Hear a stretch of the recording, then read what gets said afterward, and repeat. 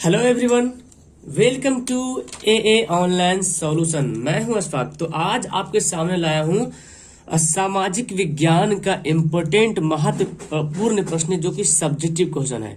ठीक है, और ये क्लास 10 के लिए। आप किसी भी बोर्ड से हो, कोई दिक्कत नहीं, किसी भी बोर्ड से आप संबंध रखते हो तो सभी के लिए बराबर है, साइंस सोशल मैथ। ठीक है, तो अब जो मैं रिटर्न दे रहा हूं, जो हैंड से नोट्स बना करके मैं आपको प्रोवाइड कर रहा हूं, ठीक है, ये गुजारिश है मेरे तरफ से कि आप इन सभी सवाल को नोट कर ले, कॉपी में नोट कीजिए।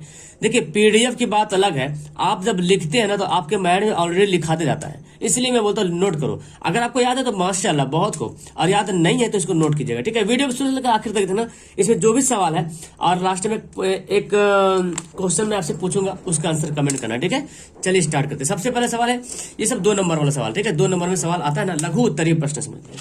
मेजनी कौन था, जानते हैं इसके बारे में? लिखना आपको।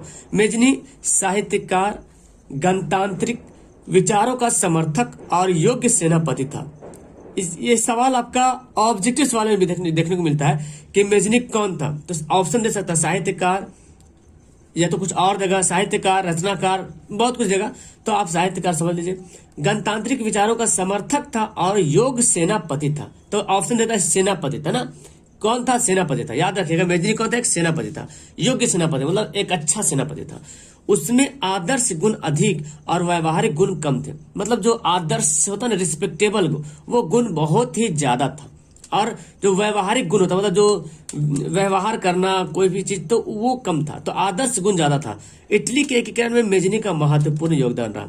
तो ये 2 नंबर के लिए काफी है ना, 2 नंबर के लिए काफी है। आप लिखेंगे तो 2 नंबर के लिए आराम से। और हाँ, ये भी ध्यान दीजिए, आप कॉपी लिखेंगे तो थोड़ा से अच्छा से राइटिंग बैठा करके लिखेंगे, और सजा के लिखेंगे। राइटिंग आपका जो भी है, लेकिन सजा के लिखेंगे। सजा के लिखने का मतलब ये हुआ ना, ये देख रहे ना, ये लाइनिंग सेम आना चाहिए, ये लाइनिंग का, तब थोड़ा लगता है, देखने में अच्छा लगता है। ठीक है, चलिए सेकंड सवाल देखते हैं।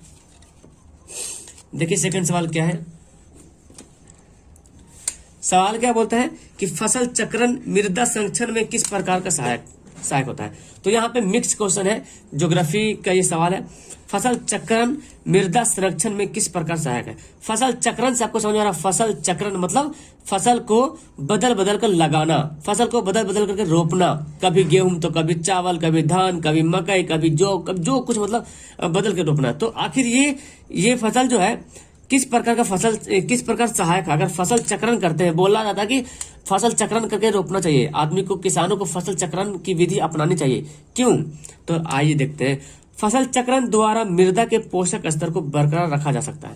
यानी कि जो आपके जैसे मनुष्य के बॉडी में जो पोषक तत्व की जरूरत पड़ती है ना, तो उसी तरह से अगर मिट्टी जो है, जहां पे पौधा उग रहा है, जिस मिट्टी में, उस मिट्टी की अगर पोषक स्तर बनाए रखना है, पोषक जो तत्व मिलना चाहिए, अगर वो कायम रखना है, तो हमको फसल चक्रण विधि अपनाना पड़ेगा। चावल, मक्का, आलू आदि के लगातार उगाने से मृदा में ह्रास होता है। अब देखो, कभी कभी ऐसा होता है कि एक भूमि है, एक खेत है, वहां पे खाली चावल ही उग रहा, खाली चावल। एक खेत है तो खाली आलू ही आलू है ना। एक क्या बोलते हैं, अगर मक्का तो खाली मक्का हो रहा। मतलब कि ऐसे अगर कोई खेती करता है ना, तो वहां की मृदा जो होता है, मिट्टी जो होता है, वो ह्रास होता है, मतलब खत्म हो जाता है। उसमें जो है ना, पोषक स्तर का जो क्षमता होती है, जो पावर होता है, वो पावर जो है नहीं रहता, खत्म हो जाता है। इसे तिलहन की खेती से पुनः प्राप्त किया जा सकता है। तो देखते हैं कि किसानों लोग जो है ना, जब गेहूं रोपते हैं या चावल रोपते हैं ना, तो उसमें तिलहन की फसल भी छिड़क देते हैं, ताकि तिलहन भी होता है। लेकिन बहुत से किसान लोग को, जो अनपढ़ है, जाहिल है, उसको नहीं पता है ये ऐसे क्यों करते हैं, लेकिन बहुत लोग जानते हैं। तो आप देखो, गेहूं रोपा, मतलब तिलहन लगा दिया, है ना, तिलहन समझ रहे ना, तिलहन, दलहन, इस तरह की जो फसल लगाता है ना, तो राइजोबियम नाम का जो है एक उसमें जीवाणु पाया जाता है, जो नाइट्रोजन के स्थिरीकरण से बनता है, और वो मिट्टी को जो है उर्वरक बनाता है। मिट्टी को क्या करता है? उर्वरक बनाता है। मिट्टी का जो पोषक स्तर वो कायम रहता है। तो बस इन्हीं बातों को लिखना, इन्हीं बात को आपको लिखना है, समझा करके अच्छे तरीके से अपने लफ्ज में लिखना है, अपने शब्दों में लिखना है। जब अपने शब्दों में लिखोगे आप, तो आपका जो कॉपी जो चेक करेगा, बोलेगा वाह यार, गजब का बंदा में दम है, मतलब बंदा कुछ जानता है, समझा रहा है, बंदा के पास नॉलेज है। ऐसे अगर आप लिखेंगे समझा करके, तो अब बस इतना लिखेंगे काफी। 2 नंबर सवाल लॉन्ग आएगा तो लॉन्ग लिखना, लॉन्ग वाला भी सवाल आपको दूंगा, टेंशन मत लीजिए। धात्विक खनिज के 2 प्रमुख पहचान क्या है। तो धात्विक खनिज के बारे में बोल रहा है। धात्विक खनिज के दो प्रमुख पहचान क्या है, कैसे पहचानेंगे कि कोई खनिज धात्विक है या कोई खनिज अधात्विक है, इसको कैसे पहचानेंगे। तो देखिए, पहला है धात्विक खनिज के दो पहचान निम्नलिखित है। पहला, इनके परगलन से धातु की प्राप्ति होती है। यानी कि जो धात्विक जो खनिज होगा ना, तो पहले तो पहचान यह है कि कौन सा खनिज धात्विक है या नहीं है। तो उस खनिज को अगर परगलन करेंगे, परगलन विधि अपनाएंगे, तो उससे हमको धातु की प्राप्ति हो। जैसे कि हेमेटाइट से लोहा की प्राप्ति हो जाती है, बॉक्साइट से एल्यूमिनियम की प्राप्ति हो जाती है ना, सिनेबार से पारा की प्राप्ति हो जाती है, जिंकाइट से जस्ता की प्राप्ति हो जाती है। इस तरह से बहुत सारा अयस्क है, आपका खनिज है और अयस्क है खनिज के थ्रू ही, है ना। तो हमको उससे क्या प्राप्त होता है, धातु प्राप्त होता है।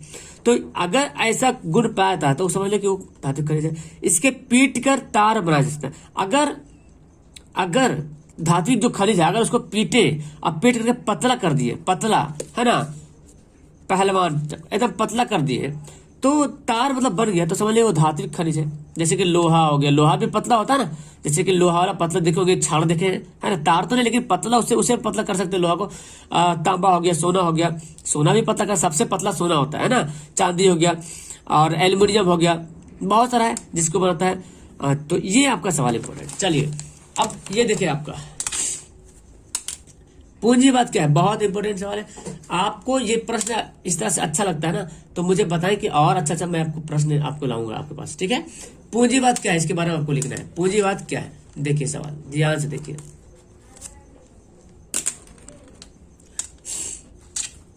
देखिए आपको, पूंजीवाद से तात्पर्य है ऐसी अर्थव्यवस्था जिसमें उत्पादन के साधन पर व्यक्तिगत स्वामित्व होता है। पूंजीवाद, पूंजी मतलब क्या होता है, पूंजी मतलब बोलते हैं मेरा पूंजी लगा है, मतलब पूंजीवाद से तात्पर्य ऐसा अर्थव्यवस्था से है जिसमें जो उत्पादन के जो साधन हो रहा है, जो कुछ उत्पादन हो रहा है ना, जो कुछ पैदा हो रहा है, उत्पादन हो रहा के साधन पर व्यक्तिगत स्वामित्व होता है, मतलब कि निजी काम होता है, जिसको बोलता है निजीकरण, बोलता है निजीकरण, वही होता है पूंजीवाद। मतलब व्यक्तिगत स्वामित्व होता है, खुद आदमी, एक कोई स्पेशल आदमी होता है, उसका मालिक होता है कोई आदमी, जैसे हम हो गया, हर किसी का अगर बिजनेस होता है ना, तो पूंजीवाद कहलाता है। मतलब कि एक ऐसा अर्थव्यवस्था जिससे हम अर्निंग कर रहे हैं, जिससे हम पैसा कमा रहे हैं, एक ऐसा रोजगार जिससे हम पैसा कमा रहे हैं, जैसे कोई बिजनेस कर रहा, ठीक है, या तो कोई फैक्ट्री चला रहा, तो फैक्ट्री चला रहा तो उसका कोई ना कोई तो मालिक होगा ना। सरकार के बारे में बात नहीं कर रहा हूँ, उसके उत्पादन का जो साधन हो रहा, व्यक्तिगत स्वामित्व होता है उसका। इसका उद्देश्य क्या है, लाभार्जन।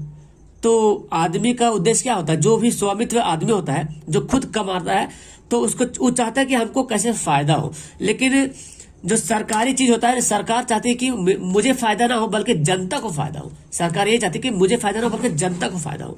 लेकिन पूंजीवादी में क्या होता है, पूंजीवादी में अपने लाभ के लिए कमाता है, चाहे गरीब मर जाए चाहे जे हो जाए, लेकिन आपको फायदा, अपने को फायदा होना चाहिए। पूंजीवाद का नियम है।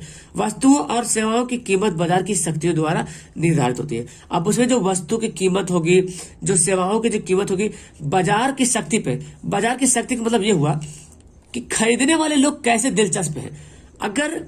अगर खरीदने वाले लोग जो है काफी हो रहे हैं, है ना, काफी बढ़ गए, खरीदने की संख्या बढ़ रहा, ज्यादा खरीदने वाले लोग हैं, तो क्या करते हैं, उसको दाम बढ़ाता है, कीमत बढ़ाता है, ताकि कीमत बढ़ेगा तो लोग खरीदेगा। चूंकि जैसे कि देख आलू है, अब आलू तो हर कोई खाएगा ही है, कोई है जो नहीं खाएगा, प्याज हर कोई खाएगा। तो अगर मतलब एक एग्जांपल दे रहा हूं, तो प्याज का दाम अगर 100 रुपए किलो भी कर देगा ना, तो बंदा खाएगा ही खाएगा। अगर आलू की कीमत 100 रुपए कर देगा तो खाएगा ही खाएगा, क्योंकि पता है कि वो चावल हो गए, जो भी मतलब बाजार की शक्ति है, बाजार की कैसे चल रहा मार्केट, उसके हिसाब से उसकी कीमत तय की जाती है। अगर बाजार ढील ढाल चल रहा, आदमी लोग बोलते हैं नहीं यार सब्जी नहीं लेंगे, हम खाएंगे नहीं, तो सब्जी जब कोई खरीदेगा नहीं तो होगा नहीं, है ना। अगर सब्जी उत्पादन में प्रॉब्लम हो रहा, कम हो रहा, तो फिर जाहिर सी बात, जब सब्जी कम हो रहा तो कीमत ही बढ़ जाएगा, है ना। तो ये आप याद रखिए, पूंजीवाद है क्या, मैं तो बहुत अच्छे तरीके से अंडरस्टैंड करवाता हूँ।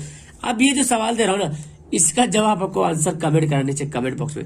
कार्ल मार्क्स की मृत्यु कब हुई, ये ऑप्शन दिया हुआ है, इसका नीचे कमेंट कीजिए आंसर में, लाइव चैट में नहीं, नीचे कमेंट करना है, ठीक है। और अगर आपको इसका पीडीएफ लेना है तो आप टेलीग्राम नाम का एप्लीकेशन डाउनलोड कीजिए, टेलीग्राम, TELEGRAM, और वहां पे सर्च करेंगे, अपना लॉगिन वगैरह कर लीजिएगा, सर्च करेंगे AA ऑनलाइन सॉल्यूशन PDF, या तो AA ऑनलाइन सॉल्यूशन 2021। इस ग्रुप में ज्वाइन हो जाइए, आपको वहां पे PDF मिलेगा, और आप मुझसे वहां पे आपकी कोई भी समस्याएं हो, आप मुझसे वहां पे मतलब संपर्क कर सकते हो, राब्ता कायम कर सकते हो। ठीक है, उम्मीद है कि आपको ये सवाल याद होगा। अगर याद नहीं है तो प्लीज आप इसको याद कर लो, बहुत इंपॉर्टेंट होने वाला है। ठीक है, एग्जाम में आए या ना आए ये मसला नहीं है, लेकिन इतना तो जरूर है कि आप कुछ ना कुछ फायदा हो जाएगा। आप आगे चल के अपने भाई को जरूर पढ़ा दोगे ये सब बात, तो अभी से सीखेंगे तब ना, है ना। चलिए, और जरूरी है आप जो भी सवाल मैं पढ़ाया हूं ना, ये सब सवाल एग्जाम में आया हुआ सवाल है, बहुत इंपॉर्टेंट सवाल। चलो ठीक है, तो वीडियो फिलहाल यहाँ पे करता हूँ last. Okay, that's all, thank you everyone, bye.